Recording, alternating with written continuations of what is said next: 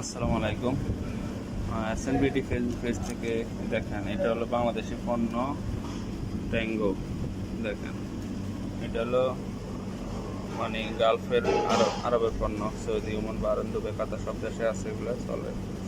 তাদের স্টিকার দেখেন, মানে সারাদিন ঘষলেও খুলবে না। আর আমাদের এটা ঘষবে কি, এটা এমনি খুলে যেতেছে।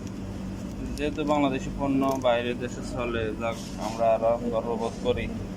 কিন্তু তাদের উচিত যে প্রোডাক্টটাই দেখ না কেন, মানে একটু ভালোভাবে দেওয়া দরকার।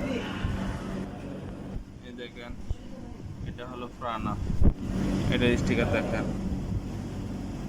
বাংলাদেশের সামান কিভাবে খরিদ করবে আরবিরা? তারা এমনিতে বাংলাদেশকে সবসময় ছোট করে, বড় করে না। কেন বাংলাদেশ সব দিক দিয়ে দুর্নীতির দিক দিয়ে অনেক এগিয়ে গেছে।